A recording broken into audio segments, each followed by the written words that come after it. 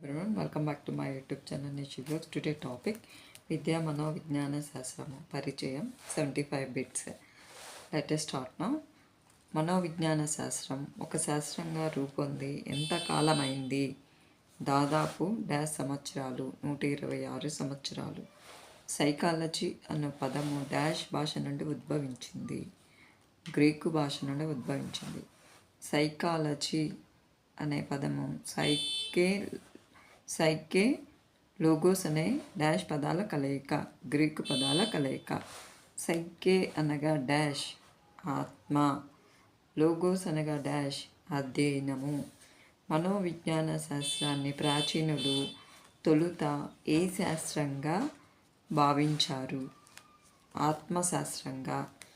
మనసును అధ్యయనం చేసే శాస్త్రమును మనోవిజ్ఞాన శాస్త్రము అన్నవారు డాష్ గ్రీకు తత్వవేత్తలు.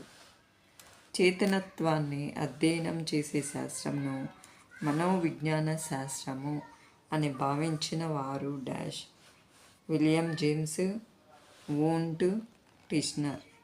మొట్టమొదటి మనోవిజ్ఞాన శాస్త్ర ప్రయోగశాలను స్థాపించిన వారు డాష్ వూంట్. విల్హెల్మ్ వూంట్ స్థాపించిన ప్రయోగశాలను ఎప్పుడు ఎక్కడ స్థాపించాడు? 1879లో జర్మనీలోని లీప్జిగ్ నగరంలో స్థాపించారు. ఆధునిక మనోవిజ్ఞాన శాస్త్ర పితామహుడు డాష్ విలియం జేమ్స్. జీవుల ప్రవర్తనను అధ్యయనం చేసేదే మనోవిజ్ఞాన శాస్త్రంగా పేర్కొన్నది డాష్ వాట్సన్. బిహేవియరిజం గ్రంథకర్త dash J B Watson.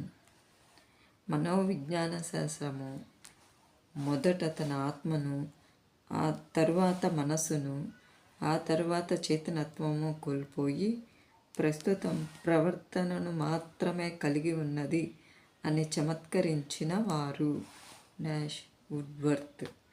A study of mental life 1929 గ్రంథ రచయిత డాష్ వుడ్వర్త్. మానవుని ప్రవర్తనను, ఇతరులతో అతనికి గల సంబంధంను గూర్చి అధ్యయనం చేసే శాస్త్రమే మనోవిజ్ఞానం అన్నవారు డాష్ క్రో అండ్ క్రో. ప్రాచీన గ్రీకు డెల్ఫీ దేవాలయంపై వ్రాయబడిన సూక్తి. నిన్ను గురించి నీవు తెలుసుకో, నో థై సెల్ఫ్. ఆత్మలో జ్ఞానం ఇమిడి ఉంటుందని, జ్ఞానము అంతర్గతంగా నిగూఢంగా ఉంటుందని చెప్పిన తత్వవేత్త డాష్ సోక్రటీస్. సోక్రటీస్ శిష్యులలో పేరొందిన వారు డాష్ ప్లేటో 428 to 348 క్రీస్తు శకం. మానవునిలోని మంచిని వెలికితీసే ప్రక్రియయే విద్య అన్న తత్వవేత్త డాష్ ప్లేటో.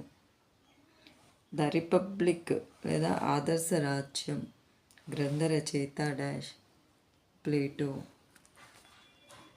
డి ఆనిమా పార్వతురాలియా ఎథిక్స్ పాలిటిక్స్ గ్రంథాల రచయిత డాష్ అరిస్టాటిల్. మనసు ఏమీ వ్రాయబడని నల్లబల్ల వంటిది టాబ్యులారసా అన్న తత్వవేత్త డాష్ అరిస్టాటిల్. ప్రకృతివాదాన్ని ప్రవేశపెట్టిన వారు డాష్ రూసో. ఆదర్శ విద్యార్థి ఎమిలీ గ్రంథ రచయిత డాష్ రూసో. ఉపాధ్యాయులకు ప్రత్యేక శిక్షణ అవసరమని భావించిన వాడు డాష్ పెస్టాలజీ. కిండర్ గార్డెన్ పాఠశాల స్థాపకుడు, నర్సరీ స్కూల్కు ఆద్యుడు డాష్ ప్రోబెల్. కిండర్ గార్డెన్ ఏ దేశానికి చెందినది? డాష్ కిండర్ గార్డెన్ జర్మనీ దేశానికి చెందినది. పాఠశాలను పూల తోటగాను, ఉపాధ్యాయుని తోటమాలిగాను పరిగణించిన వారు డాష్ ప్రోబెల్. ఆధునిక విద్యా మనోవిజ్ఞాన శాస్త్ర పితామహుడు dash Herbert. Democracy and education గ్రంథ రచయిత డాష్ జాన్ డ్యూయి. ఆధునిక మనోవిజ్ఞాన శాస్త్ర పితామహుడు డాష్ విలియం జేమ్స్ అమెరికా. స్మృతి విస్మృతి అభ్యసన బదలాయింపుపై ప్రయోగాలు చేసిన శాస్త్రజ్ఞుడు dash William James. Enquiries into human faculty and its development, hereditary genius గ్రంథాల రచయిత డాష్ గాల్టన్. స్మృతి విస్మృతిపై ప్రయోగాలు చేసిన వారు డాష్ ఎబ్బింగ్హౌస్. ఎబ్బింగ్హౌస్ జర్మనీ దేశస్థుడు. సంరచనాత్మకవాద మూల పురుషుడు డాష్ వూంట్. కార్యకరణవాదాన్ని ప్రతిపాదించిన వారు dash William James John Dewey. విద్యార్థులు తమ భావి జీవితంలో సర్దుకుపోయేటట్లు పాఠ్య ప్రణాళికలు రూపొందించాలన్న సూచన చేసిన వాదం డాష్ కార్యకరణవాదం. సంసర్గవాద రూపకర్త డాష్ జాన్ లాక్ ఇంగ్లాండ్. ప్రవర్తనవాద సాంప్రదాయాన్ని రూపొందించిన వారు డాష్ జేబీ వాట్సన్. గెస్టాల్ట్ వాద పితామహుడు డాష్ మ్యాక్స్ వెర్థీమర్ జర్మనీ దేశస్థుడు. గెస్టాల్ట్ అనగా డాష్ సమగ్ర ఆకృతి. గెస్టాల్ట్ వాద మూల సూత్రం డాష్ భాగాల కంటే మొత్తం ముఖ్యం. అంతరదృష్టి అభ్యసనకు దారితీసిన వాదం గెస్టాల్ట్ వాదం. ఫ్రాయిడ్ మూర్తిమత్వంలోని 3 భాగాలు అచిత్తు లేదా ఇడ్, అహం ఎగో, ఆద్యహం సూపర్ ఎగో.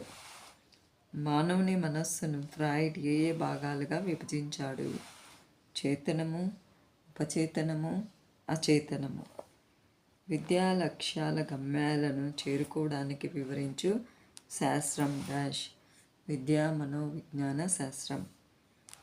సంఘటన రచనా పద్ధతిని డాష్ పద్ధతి అంటారు, ఉపఖ్యానక పద్ధతి అంటారు. విద్యార్థులలోని వింత స్వభావాన్ని, ప్రవర్తనను అధ్యయనం చేసి రికార్డు చేసే పద్ధతి డాష్ పద్ధతి, సంఘటన రచనా పద్ధతి. ఆధునిక పద్ధతులలో అతి పురాతనమైన పద్ధతి అంతఃపరీక్షణ పద్ధతి.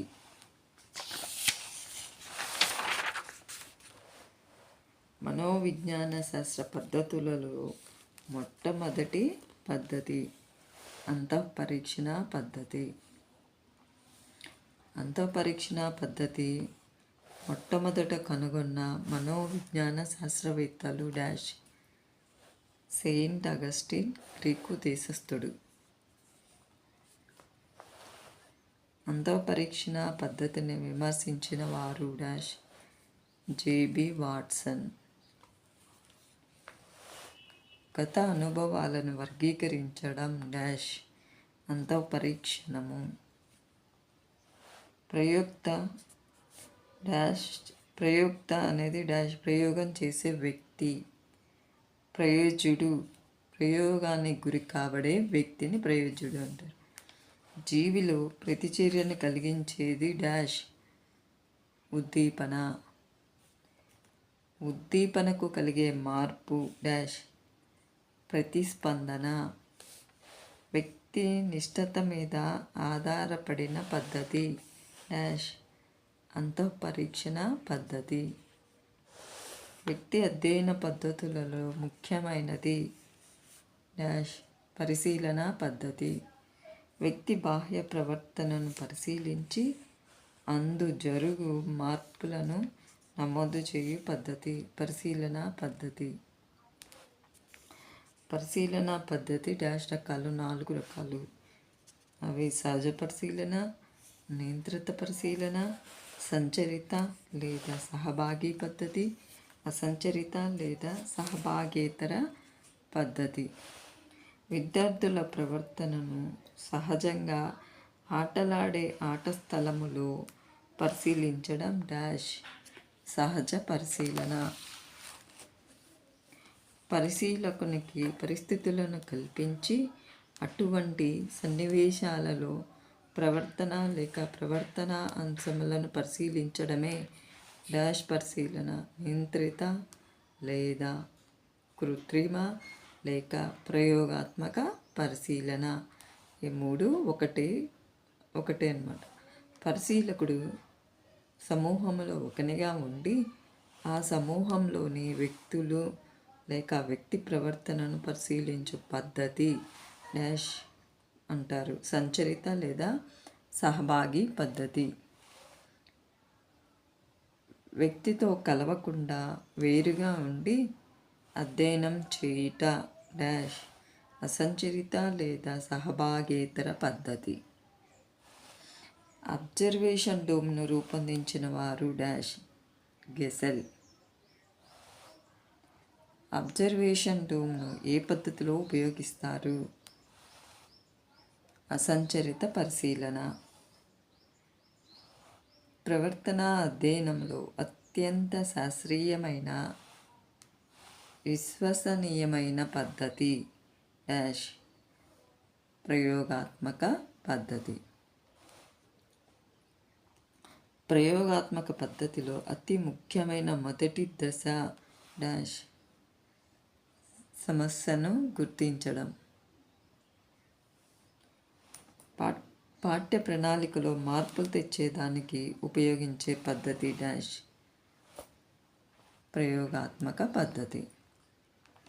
ఒక వ్యక్తి లేదా సంస్థ యొక్క స్థితులలో వచ్చే మార్పులను విశ్లేషించు పద్ధతి డాష్ పద్ధతి. వ్యక్తి చరిత్ర పద్ధతి. దీన్నే కేస్ స్టడీ మెథడ్ అని కూడా అంటారు. కేస్ స్టడీలు సమాచారాన్ని సేకరించడానికి ఉపయోగించే పద్ధతి డాష్ ఇంటర్వ్యూ. కేస్ స్టడీ పద్ధతికి మరో పేరు డాష్ క్లినికల్ పద్ధతి. ప్రయోగ పద్ధతి వీలు కానప్పుడు ఉపయోగించే పద్ధతి డాష్